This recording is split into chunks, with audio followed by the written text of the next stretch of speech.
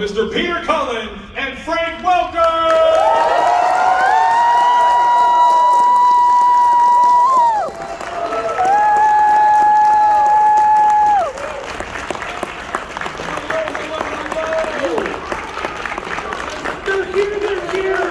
They're here! Hello! Faster before the applause dies. Oh, no. Keep clapping. What's wrong with that?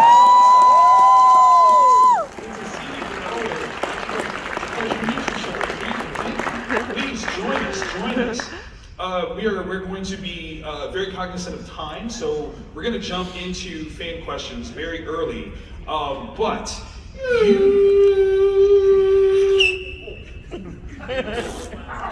come on, guys! I gotta get these mics together. What's going on? You get these mics making crazy sounds. Testing. No, thank you guys so very much for joining us. The two of you together, it's a pairing that has been forged in Cybertronian metal and Energon. Absolutely fabulous. We're in the year of 40th anniversary of Transformers, which is absolutely phenomenal. Do you have any quick thoughts that we can start this panel off with about 40 years of amazing characters that have entertained us that long? Yeah, that's right. Make some noise for that. 40 years is incredible. I think I can say first for both Peter and I that we were absolutely shocked that Transformers was as popular as it was when we first started doing the show. Of course. At that time we weren't getting fan mail, so wow. And our ratings were good, but we were just hoping that we'd get picked up for another season. Yeah. Right? 40 years later, you're more than picked up. I think that's, you guys got that. The internet. Yes, greatest thing ever. Truly, thank you for everything that you've ever brought to voice acting and our childhoods. But let's hear from some of your fans directly how much they love you. Hello. Hi. It's all right, take your time. I feel you. Sorry, I'm nervous. I'm so starstruck. For real. No problem. You have sat on that phone for far too long, Megatron. One good reason why Starscream should not be crowned leader of the Decepticons.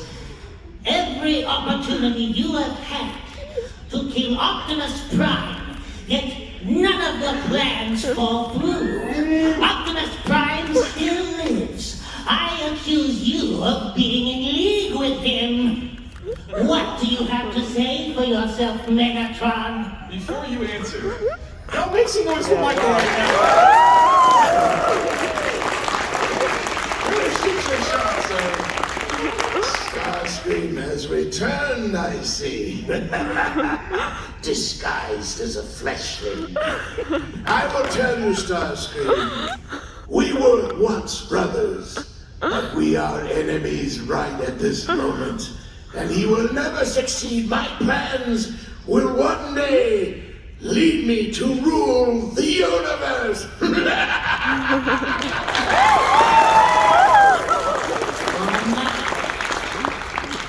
That was fantastic. Thank you very much. Did y'all rehearse that?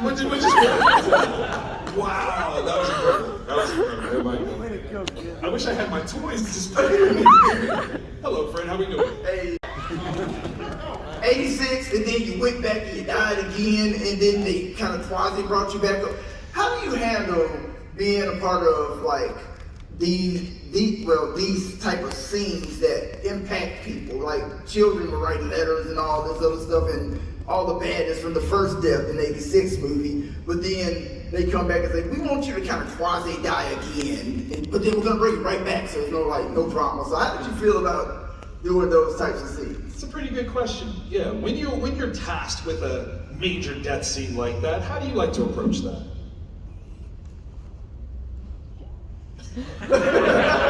Understand? I didn't mean to do. I didn't mean to.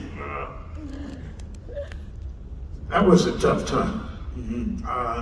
It took me by surprise. I didn't know. Frank and I were reading close to each other the script for the first time. And going through, probably up to page 15, 16, I don't remember where it was. And I looked, I said, why not? Frank, you anywhere near 16? Go to 16. I'm getting whacked. It took me by surprise. I said, what did I do wrong? Who did I PO?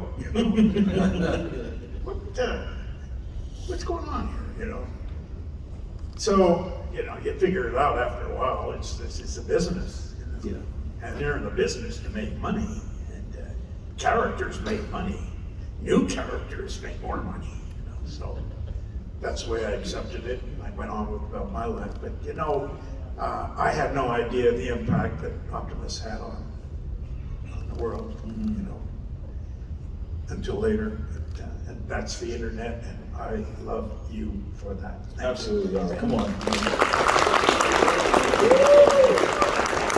You see how quickly they brought him back, and that's because of you guys. Absolutely. Absolutely. And you taught us something. Though a lot of us were really young, we didn't have an experience with, how life ends. That level of disappointment was something that was important for us to understand and embrace, that sometimes your heroes don't make it.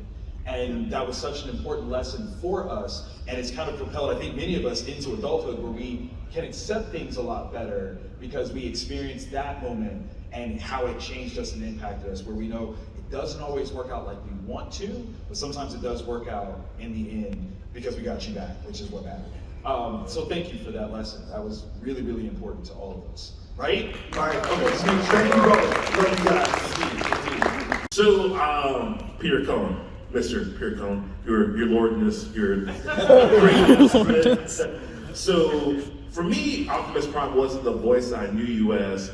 So, I'm 28. So, some of us heard you during our childhood during a Saturday block of anime known as Tsunami.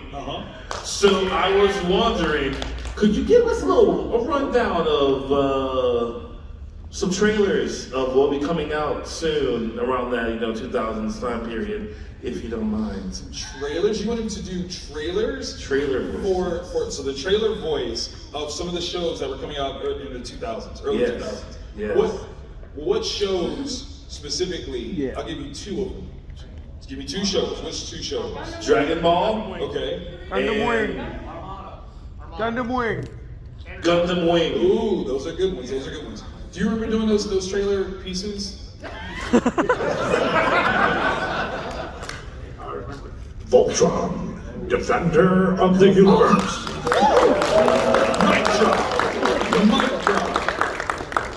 That's why I love Voltron so much. And it just clicked now. It's like because Optimus Prime knew him. That's awesome. Absolutely. That was a fantastic one. I got to throw this back to you. When did you know that was Peter when you were watching it back then?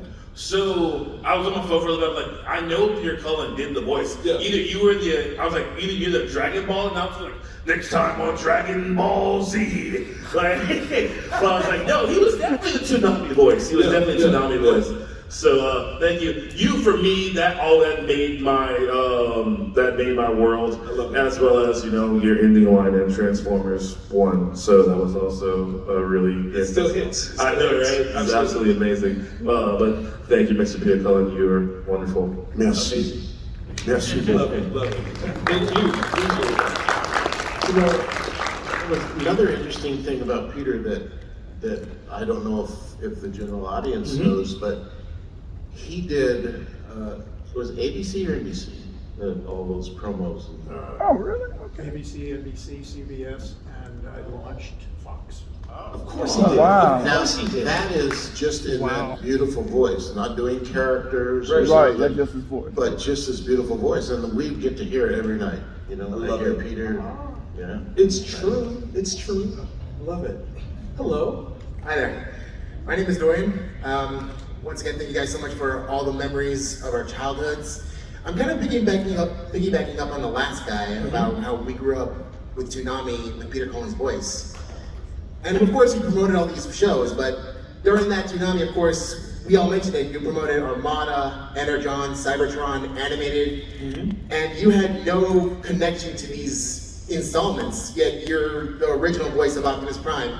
My question is, did it feel like a slight because like, hey, this was my character first, or did you just take it like it's a job, it's a job, it's a job, or what was your take on that? That's an interesting one. Peter, did you feel such an ownership of Optimus that you didn't like if other people did it, or were you open to them having their version of Optimus?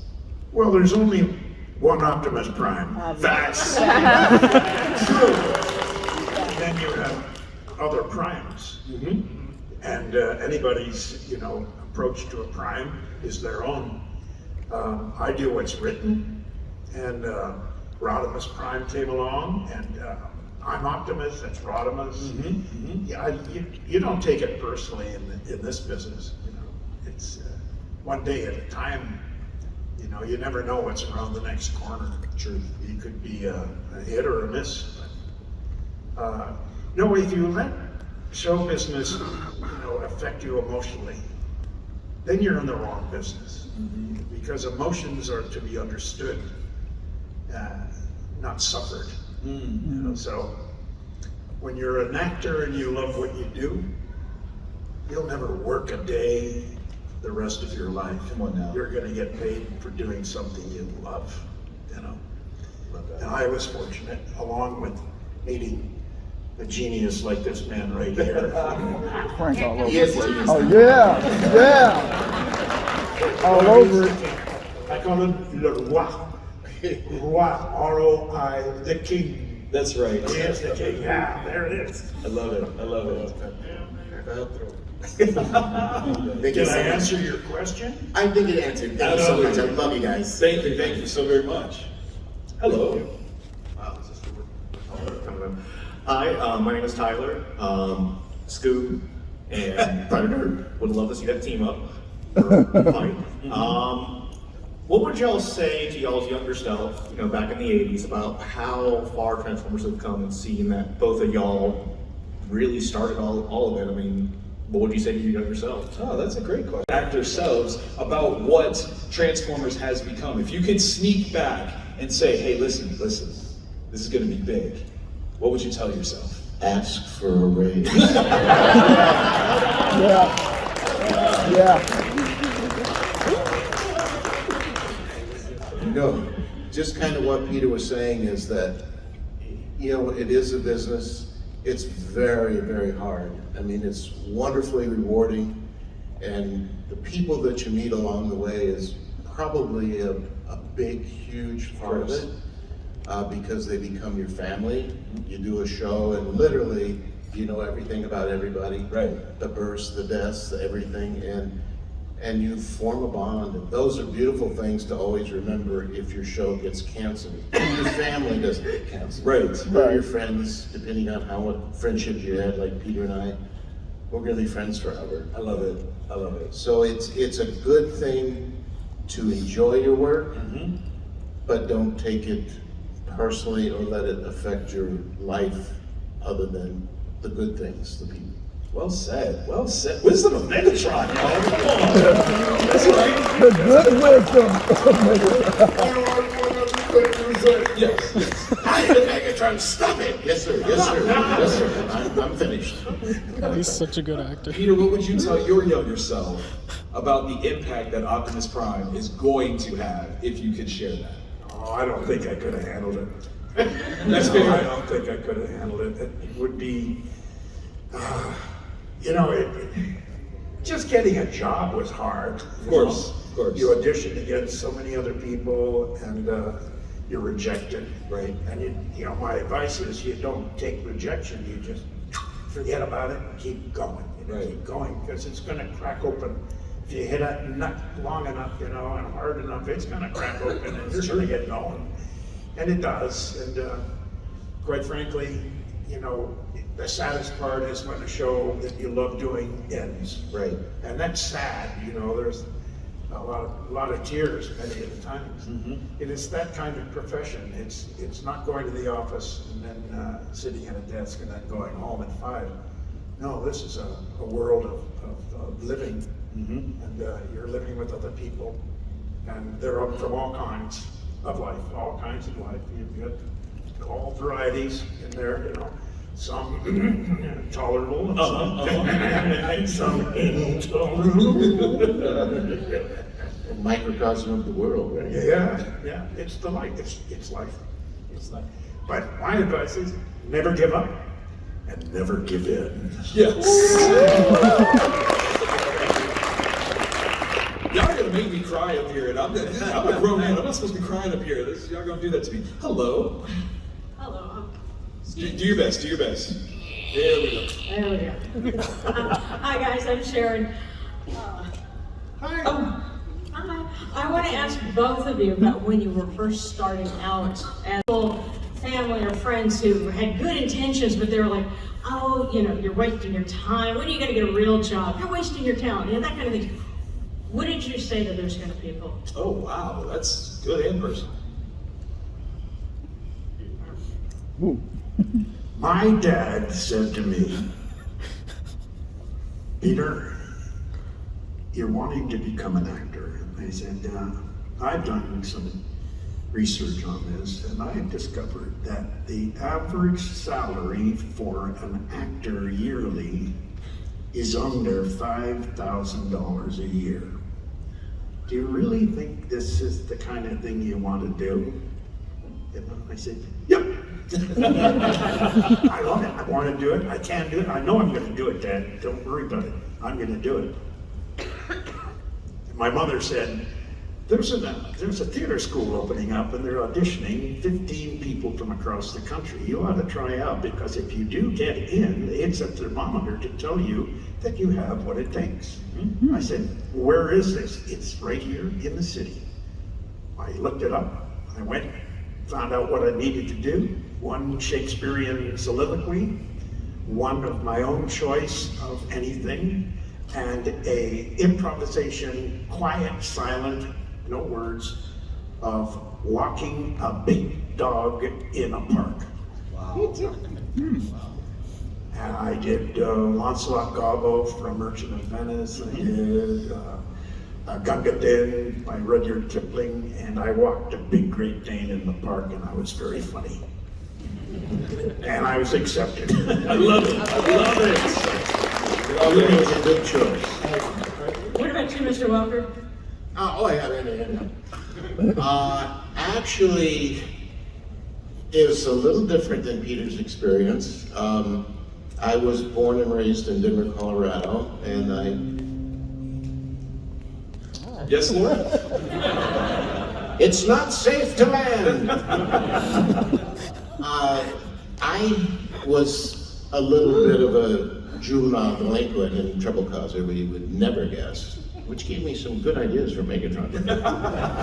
But my dad had a good sense of humor, but he was semi-serious when he said, the neighbors said, you know, your son is, I know he's going off to be in show business, but I mean, he said, as long as he's not in prison, I'm very happy. So that was the kind of encouragement I got. Stay out of prison and you're fine. But they were actually very, very supportive of me getting in the business. And I chose California as my place to go to college so I could get in the business. Perfect. Did my first commercial in 1967. All right now. That's what I'm talking about. Make some noise for that, y'all.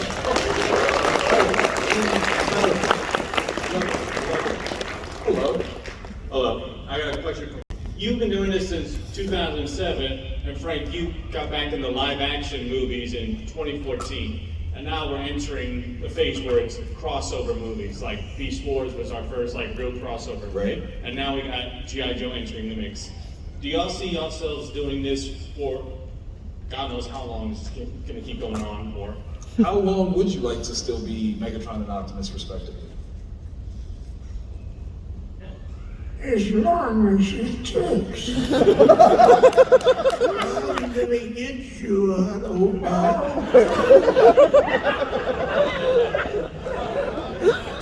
You're talking to me?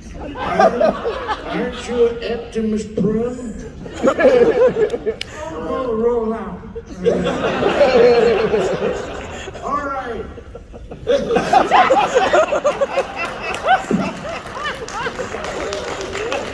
Oh my goodness.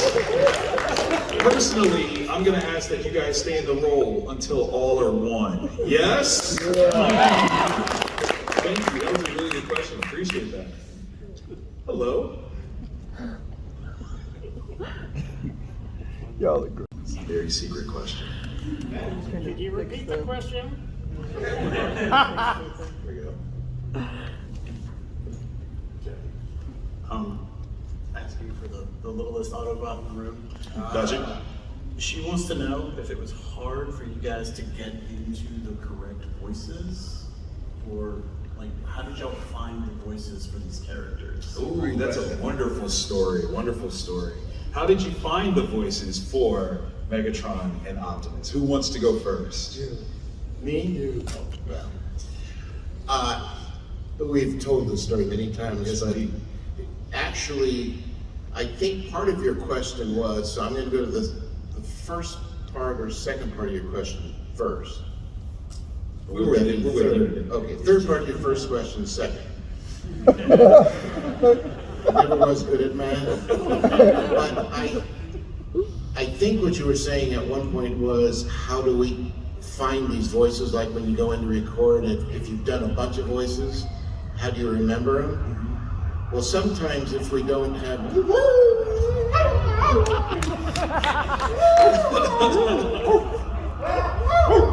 hurts my ears.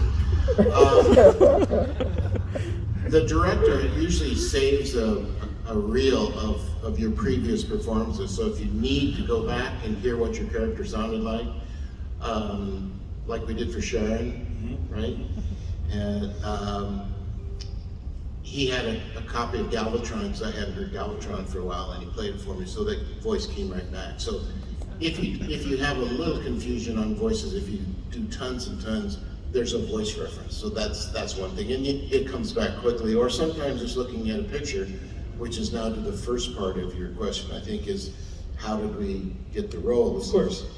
And for me, visual input is what kicks something off for creating a character.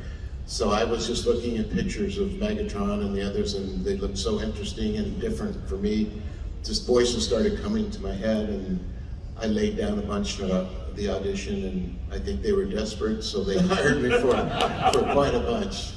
So that's how I did that. Okay, classic. Peter? Oddly enough, a character on paper, a sketch of the character and a character breakdown will be my first indicator of where I'm going to go with it. And if there's nothing to inspire me that way, then I look at the way the figure is constructed. If it's got a small neck, I think of a trumpet. I think of something squeezing. If it's big and robust, I think of something resonant and bassy. If it's squirrely and stuff, it's like, I have images that come through my mind, and I put a voice to the image. But a lot of the times, it's something I've seen on television the night before. For some reason or another, a voice that I love, it will stick in my head, and I'll hear it, and I'll be able to do it immediately. For some reason, I don't know. But I remember when Transformers came up for Ironhide, when the character asked me to do Ironhide, and that night before I saw a television show, and there was an actor, a very robust actor, down here, like they talk like this. He was like a horrible voice. Oh, come on, Prime, let's kick some butt. Yes! This was a real character in real life. This is an actor, and who had retired and gone years before. So I just instinctively, when I saw this character and he transformed, and I said, "Oh, that's him. Oh, gee whiz, that's him." and I'm gonna be him for that one, you know. But a lot of characters come and go like that, you know. Yeah, a lot of voice actors are also really good mimics and do impersonations and can take a character and fold it into their own and make it work for characters. That's a really good way of doing it. Now, I know we're tight on time, but Peter, would you please tell us the story of how you discovered Optimus Prime's voice and who inspired that? And Yeah, it'd be an honor. Optimus Prime was inspired by my brother Larry, who was a captain in the Marine Corps. When he returned from Vietnam as a lieutenant, he had seen an awful lot of action. He came home with the Bronze Star with V, a couple of Purple Hearts, lost a lot of men in a tragic battle. And years later, when we were sharing an apartment together, we had one car between us. And he said, I said, Larry, can I use the car for a little while? He said, Peter, where are you going? He said, I'm going to an audition. He said, not another one. What are you going to be this time, Pete? And he said, I'm going to be a truck. A truck? Gee, what does a truck sound like? I said, well, Larry, it's a hero. He's a hero truck. He's a big truck, but he's a real hero. He said, his voice just went to its normal tone. He said, Peter, if you're gonna play a hero, be a real hero. Don't be one of those Hollywood guys pretending. Don't be all that crap. He said, be strong enough to be gentle. That's all he said. And I said, whew. And his voice, the way he said it, I just carried that all the way to the audition. I looked at the paper came up, said, my name is Optimus Prime. And said, Larry's voice just came right on top of that. My name is Optimus Prime, leader of the Autobots. I could have said, my name is Larry Cullen, K Company, 3rd Battalion, 5th Marines. And I said, well, I went through the whole thing. And at the very end, I said, whew, thanks, Larry. Oh, man. Make some noise for that. They don't think It's such a beautiful story. I would be remiss to not have you share it. It's literally one of the best stories ever. Hello. Hi, me again. Take your time. Here we go again. What versions of Optimus Prime and Megatron is your favorite? And would you expand on that one? Oh, that's a great one. Are there versions of Optimus and Megatron that are your favorites? You. I think both of them. Yes. Well, obviously G1 is in my heart because that's the first one. And in Prime I enjoyed, a Transformer is always transforming, right? Truth. So G1, I am Megatron, leader of the Decepticons. So for Prime, they wanted a little bit more towards the feature sound. So I went from here and I came into I am Megatron, leader of the Decepticons. And then for the feature, he was so big and he'd gone through Galvatron into now this sound. I am Megatron, leader of the Decepticons. And I thought, I kind of like them all, just because I'm so selfish. It's fun to do. They're all three fun to do. Thank you, though. It's amazing. Amazing, Peter. What was the question? How tall am I? A giant, an absolute giant. 65 feet tall. No, she's just wondering In if slippers. if through, you probably can. Sure, no, do you have a favorite version of your Optimus performance? Well, Generation 1 is always going to be my favorite, and because Prime, before he was, lengthened up to 45, 60 feet, which required deeper, and they did things to it, and blah, blah, blah. But when he was younger, he was more like this. Autobots, transform, but today it's Autobots, transform, and roll out, he's big. But back in the day, I want to reiterate what Frank said. We had fun. and Optimus Prime Generation 1 and Transformers Prime, we worked in a studio together. Today they don't do that very often, and we had a ball. We just had a ball. There was more laughter. It could have been a comedy show for crying out loud, because if they had just kept the mics open, we would have had another series. And you know, Peter is onto something there, because when Generation 1 was going, we were part of the trouble. I mean, we were a serious part of the trouble. And then when Prime came, we were just so not me, both of us, I'm gonna tell on you. But when we did Prime, Peter and I were kind of the senior actors of the group, the very professional, we call ourselves. But when we went into it, first of all, we got to stand next to each other again and perform together again, and that was like awesome.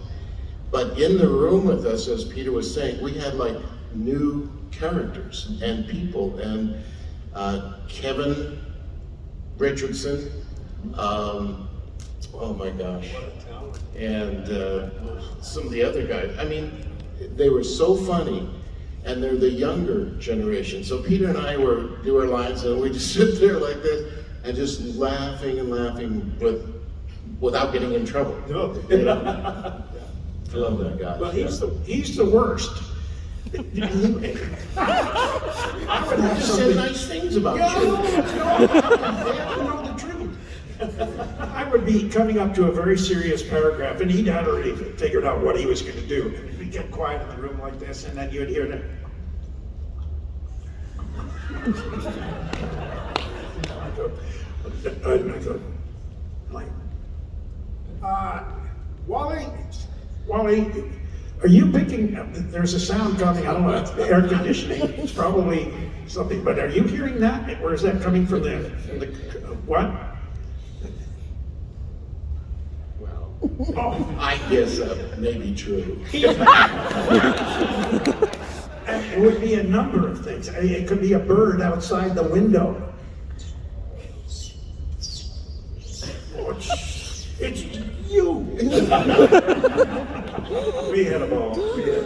But he would do that just to see if he could, when I'm taking a drink of water, he would wait till I was taking a drink of water, and he would do something just so he could see me choking and have the water come through my nose. Usually I would electrify his ear, so he'd just start drinking and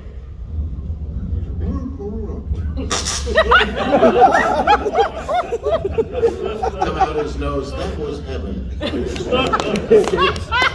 That is true friendship. I love it. I love it. Thank you. Thank you. I do want to warn you guys, we're getting into like the last 5 minutes. This is a question for both of you. My question is, do you have a favorite Transformer? Do you have a favorite Transformer? Yeah, favorite Transformer. Do you have one? Whether it's The action figure or the character itself, or Character itself. character itself.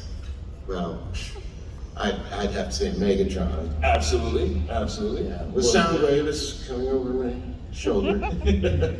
Oh, what's a rumble's coming up there. No, Megatron. And Optimus Prime. I do love Optimus Prime as well. Yeah. Do you have a favorite, Peter? Or do you voice a couple here? So. I really like all of them, but I have to love Prime. Absolutely. You know, I love Prime because it's my brother. Gotta love that. Thank you. I forgot Sludge too. I love Sludge.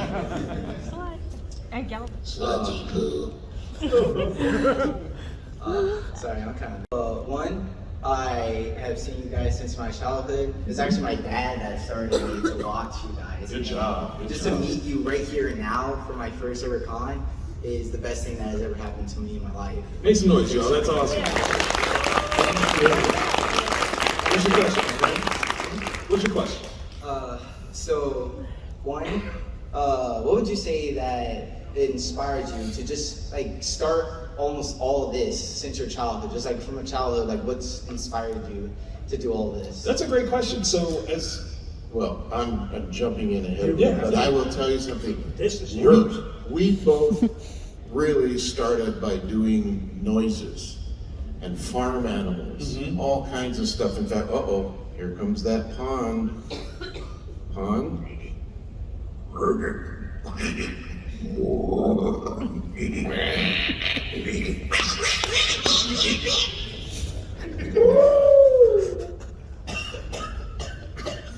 That was a human.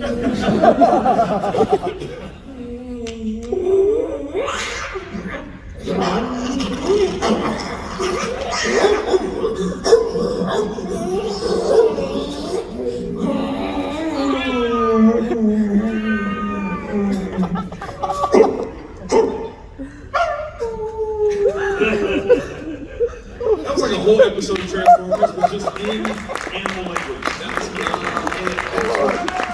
We need to kind of get us started, believe it or not.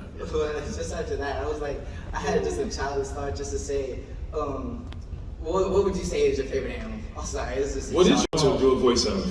I used to be able to do a good horse, but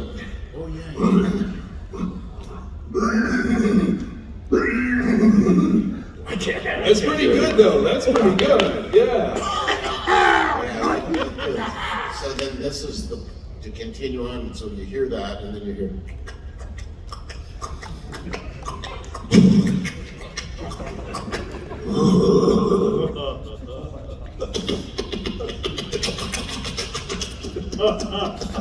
Wow. That's brilliant. Make some noise, y'all.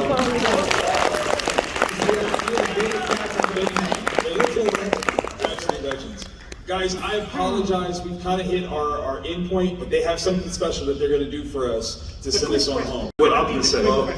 This is a question I've been had on my mind for the longest, but this is for both of you too. What is your favorite line from all the Transformers series? Favorite line from Transformers? There's a lot of good ones. A lot of good ones. Hold on to your dreams. The future is built on dreams. Brilliant. It's like a tears right there. Frank, what about you? Power through tyranny. Such heroic nonsense. Brilliant. Absolutely brilliant. Okay, guys. Getting his glasses out. These are actor glasses. You can get them at Kmart. It advances your talent. This is a live thing. Y'all understand what you're about to get right now. We just thought that we've done this a few times, but we kind of enjoy it. We thought that maybe you would like to see Optimus Prime and Megatron actually working together. Oh, wow. Absolutely. So here we stand, leaders of the Autobots and Decepticons. We alone control the future of this planet and the universe beyond.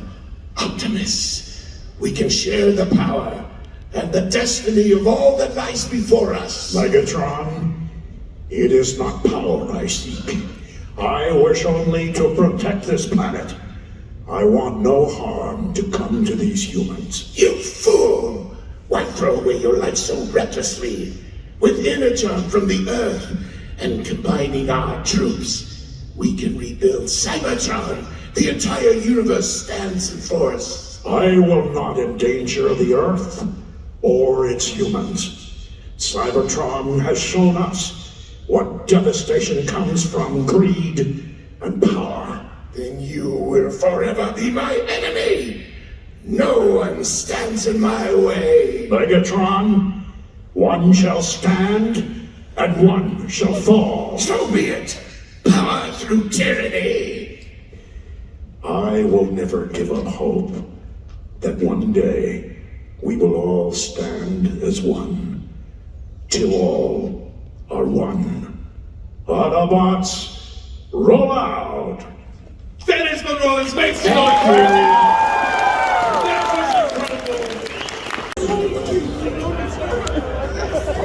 was incredible! You enjoy that.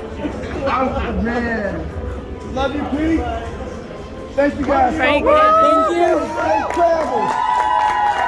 Oh my God. Bro.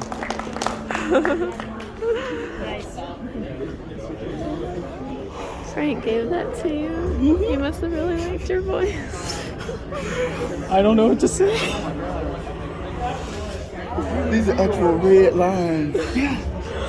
Oh my God. Oh my God. Can I take a picture of both of you guys? Oh yeah. Yes, please, please. Oh, both of us. please.